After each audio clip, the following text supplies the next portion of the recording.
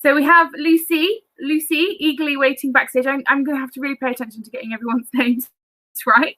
It is with an absolute pleasure that I introduce our final speaker for the UK leg of the Workplace Inspirathon. It's certainly not our final speaker of the event.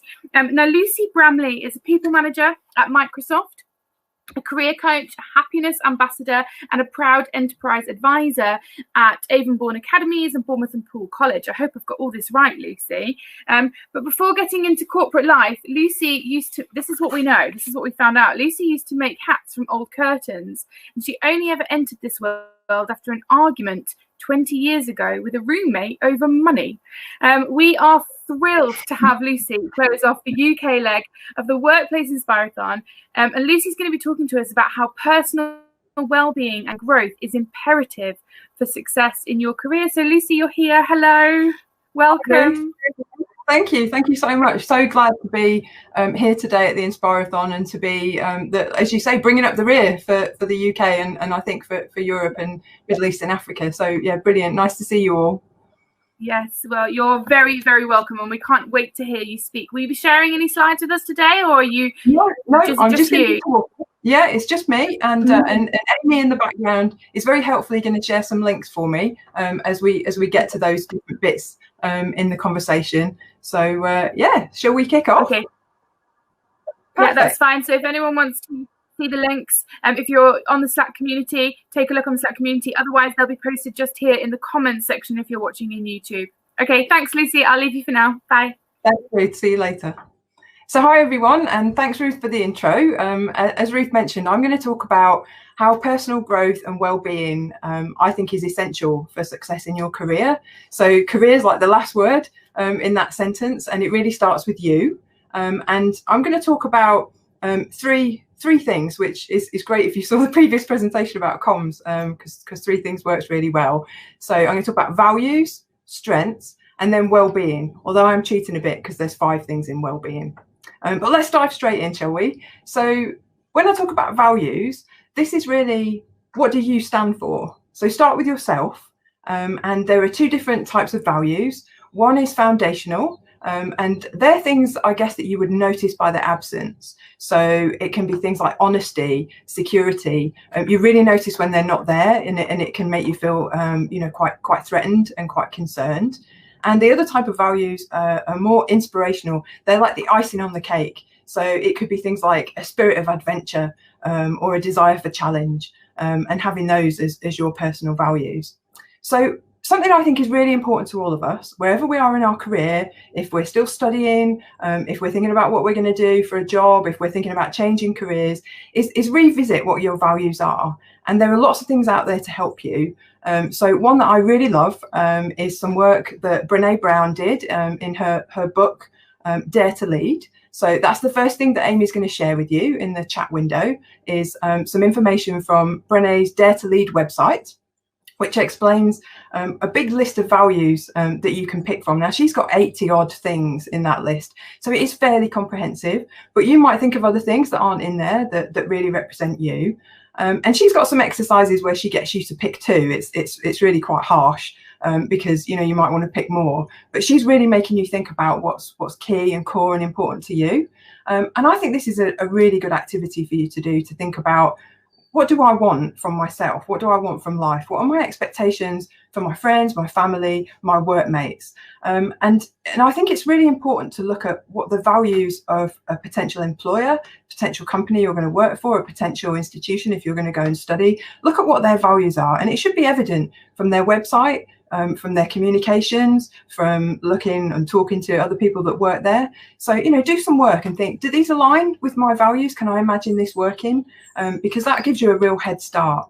And these are also activities that you can do with family and friends and workmates. I've done values workshops with my team, and honestly, it was so valuable and so powerful for us to find out more about each other, to understand what makes each other tick, but also to see, what we're like when we're not happy, when our values are threatened, and to be sympathetic to that and to support one another.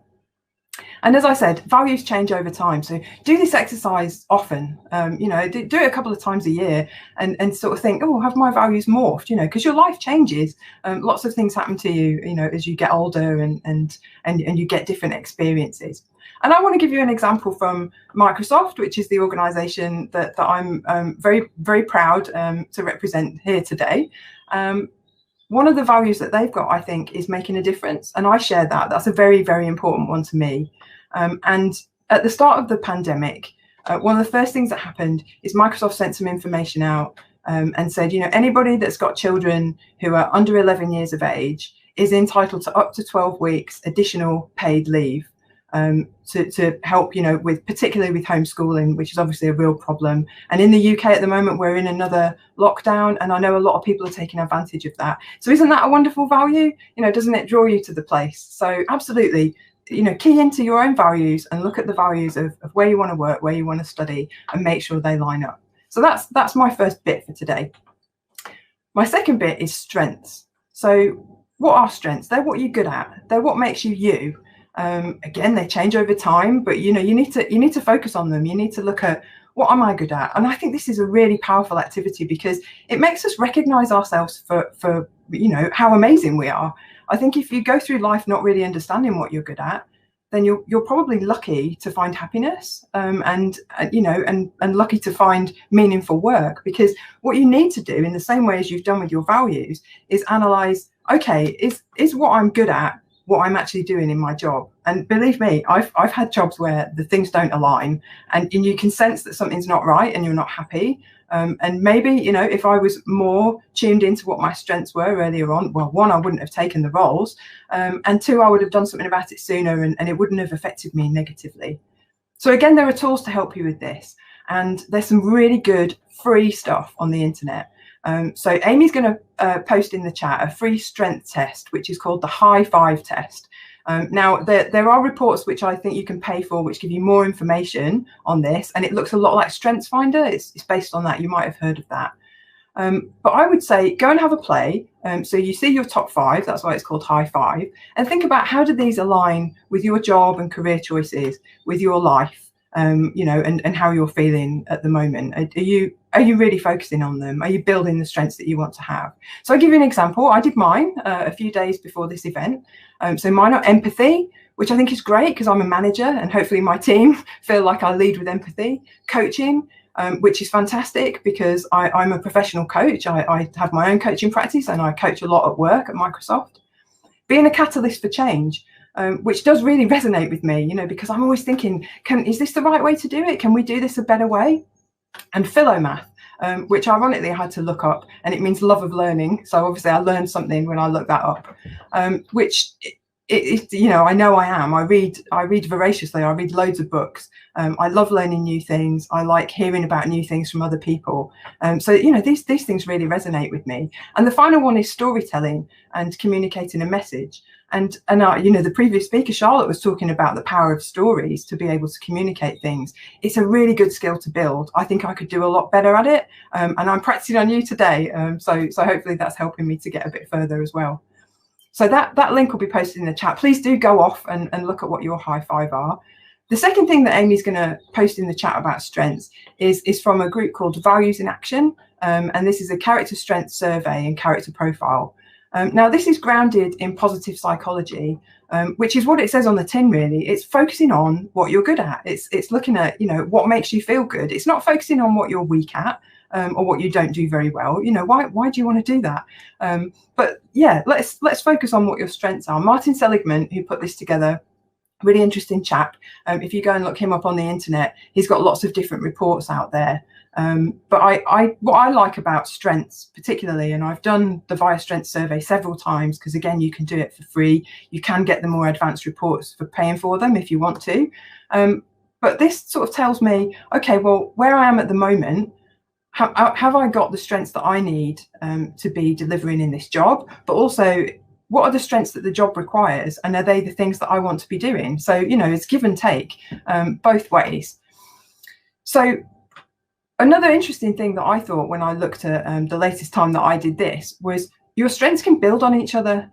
So the ones that came out for me the last time I did this were love. I like being close to people. I'm a people person. It's been difficult being away from folk for the last sort of 10 or so months. But, you know, the power of video technology and the phone and, you know, when we're not locked down, going out for walks together is really great. Humour, sometimes I can overuse that, you know, and that's something to be wary of with your strengths. It's very easy to overuse them. Love of learning, so that comes up a lot. You know, it came up in the last one as well. Curiosity, finding out about things, and leadership. So I'm a manager, so that's good. But I look at those and I think, actually, they work really well together. You know, they build on each other, and that's important. You know, look at where the synergies are between your strengths. So that's a couple of sort of quick things for you to take away and look at, which hopefully is going to help you in your life and in your work. And then the next thing I want to cover is this big well-being area, and there are 5 different things that I want to look at in here. They do overlap and they are related to each other, and they work really well with understanding your strengths and values. And I think they're really critical to how you perform at work, even though you might think, well, you know, that these are kind of lifestyle things. But let's dive in. So the first one, which I think is really important, and I have got a little bit obsessive about this over the past few months, is sleep. So scientists tell us, and they've done lots of research on this, that we really do need 8 hours of good quality sleep to be able to recharge our bodies and our brains. A lot of people think they can survive on less. I'm disagreeing a little bit. I think there's a lot of evidence to show that, you know, some of the diseases that people get in older age are quite strongly linked to not having enough sleep. So if you've got a problem sleeping, then please try and get help. And I've got some hints and tips here that you know, please take them away. I know they've helped me. Things like, make sure your bedroom's really dark. So if there are street lights outside, maybe get thicker curtains or look at getting a blackout blind. Make sure the bedroom's cool, probably cooler than you think. So, you know, don't have the central heating on full blast, because you sleep a lot better when the room is cooler. I've actually bought bamboo bedding lately, and that's actually quite cool. It feels quite silky, so that's helped me. Relax before bed. So, you know, don't spend all night on your phone. The blue light that you get from devices is actually quite bad for you. So, you know, I know you can turn it off, but I'll tell you something I've been trying for the past couple of weeks is not looking at my mobile phone after 7 o'clock at night. It's quite difficult, but it's not impossible. And what I do instead is, you know, I'm watching the TV. It's a different kind of light. Apparently it's not so bad for you. I'm reading, I'm chatting. It's, you know, it's a habit that I've had to get into, and I'm as you can imagine, I'm going to tell you it's not easy, but give it a go. Not eating for 3 to 4 hours before you go to bed. You know, I think sometimes we get into a habit of grazing, you know, and snacking a bit, and maybe having, you know, another glass of wine or another beer. These things are not great. Give your body a rest. What you want your body to be doing is recharging your brain and not having to focus on digestion too much when you get to bed. And the important thing is to build a routine. Go to bed at the same time, get up at the same time, practice all these things around keeping the room nice and dark, turn any devices off. Preferably don't have them in there with you. And Amy's going to post in the chat a recommendation of a really brilliant book called Why We Sleep by Matthew Walker. So there's a link to his publisher's website here. It tells you all about it. And it's just brilliant. He goes into a lot more detail on the science of sleep and the different phases that we go through, and all these good recommendations come out of there. So please do give that some thought. Second thing is diet. I think we all know what we should be eating. We should be eating fresh fruit and veg, probably more veg than fruit. We should be trying to eat things that are organic and haven't been sprayed with lots of pesticides and, you know, haven't got lots of nasties on them. We should be eating good quality meat and fish if we eat meat and fish. We should eat more plant-based food, whole foods like whole grains. We should be making juicy smoothies. We should be limiting the bad stuff, cutting out stuff like sugar, preservatives, over processed food, junk food. And also we should be observing what they call circadian rhythms, which again is trying not to eat habitually. So, you know, give your body between 12 and some people say 16 hours rest where you're not eating. So eat early in the evening, and then maybe don't have breakfast really early. Maybe go for having it a little bit later. It's really good for your body. And diet makes a real difference to how you feel about life. I've been experimenting quite a lot lately with cutting different things out to see if it helps me, because I've had a few issues sleeping, I've had a few issues with my skin, and I'm just trying to sort of work out if, as I've got older, maybe I've developed some sensitivities to certain things. So definitely recommend that you give some thought to that. And there's a lot of good practice on the internet around eating 5 a day, or even 8 or 9. A lot of people are saying around fruit and veg. So diet, really important to your health and happiness and your brain health. Number 3 is fitness, a really big one. I heard a great phrase: exercise is a prescription for health. So take that one away, think about it. If you don't like the word fitness or exercise, movement. We've got to keep moving. I'm standing up at the moment. I've got one of those desks that you can raise up. I treated myself to it from IKEA. I'm not advertising for them, but you can get them in other places. But absolutely, keep moving about. Don't just sit behind a desk all day if you are in some kind of knowledge profession, like a lot of us are.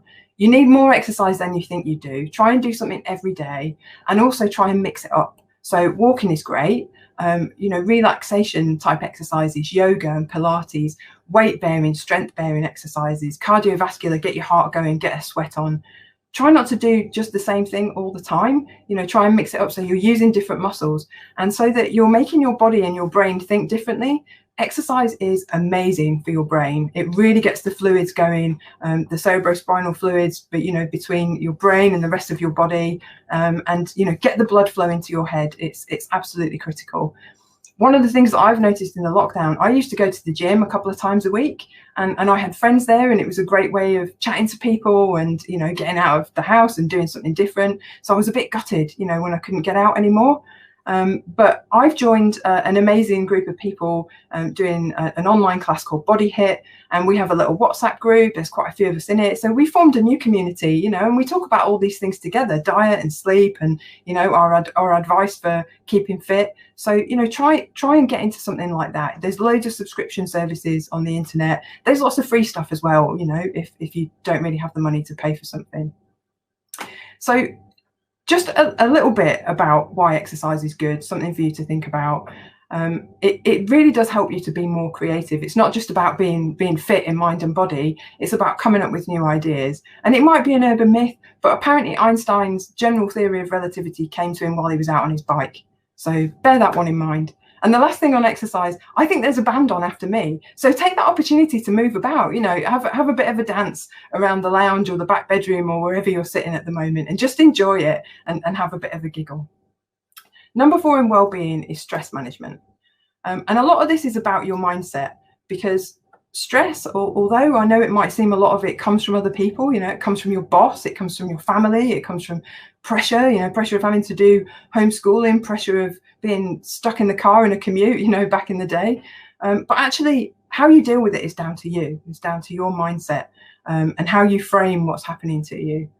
I think a really important element of dealing with stress is having relationships, having friends to talk to, having like-minded people that you can bounce ideas off, getting things out in the open and talking about things and not ruminating on them, which I know is quite easy to do. And I stop myself doing it. I think, why am I overthinking this? Let's, actually get up and walk about, try and reframe it, try and think of something positive around whatever the situation is. Use humor. Humor's a great medicine. Laughter's just such an amazing medicine. So, watch a funny video if you can't grab 10 minutes to crack a few jokes with friends. The other side of stress is challenge. So, we all need some kind of driver, but our central nervous system is made up of 2 components. One is the sympathetic nervous system, which you might have heard referred to as fight, flight. And there's a lot of drive going on in there. That's what motivates us. That's what makes us get up and at 'em. But the other side of your central nervous system is the parasympathetic, which is quite often called rest and digest. And what we need to do is balance both. We need to not be, going at 100 miles an hour all the time. We need to spend in some time reflecting, meditating on things, just, lying on the sofa and having a few minutes to ourselves. I know it's not always that easy, but it is a really important part of de-stressing and relaxing, and it will help you sleep, going back to an earlier point. So all these things are connected. There's a lot of balance here. I think you need to think about all of them together. But, you know, even if you can just make one little change in each of these areas, eat a bit more veg, try and go to bed half an hour earlier, then, you know, hopefully you're going to see the difference in your life and in your work. And then the final thing I want to talk about is using your whole brain. You know, your brain's very complex, 2 hemispheres. It's got 8 different cortexes in. There's a lot going on, lots of different areas. It's fair to say scientists understand a lot of it, but not all of it, and it's still a bit of a mystery. But there's a lot that we do know about how we can keep the brain fit. All the things I've talked about are good at keeping your brain fit and thinking about putting new habits into your day. But something that I've not really mentioned is cross-lateral movements, which is, if you think about, you know, right arm to left knee, left arm to right knee. You can do that, you know, just where you're standing at the moment. You can do that when the band come on. It's great because it's making your brain and your body talk to each other in different ways. You're crossing the midline. It's really healthy for you. It's actually great activity for your brain. So anything where you are crossing over that line with your limbs is fantastic, and I would recommend you to do it. Other ways of doing it involve your brain in something difficult like puzzles, Sudoku, crosswords, play a musical instrument. You know, anyone who plays guitar or drums, you have to do different things with each hand. And if you play drums, you have to do different things with both feet. It's enormously complex, and it's a great workout for your brain. Even something simple like going out for a walk. If you've got a regular walking route, then try mixing it up. Go down some different streets. Maybe walk it the other way round from normal. You know, just think about doing things in a different way. Challenge yourself, but in a way that is friendly and kind and good for your brain.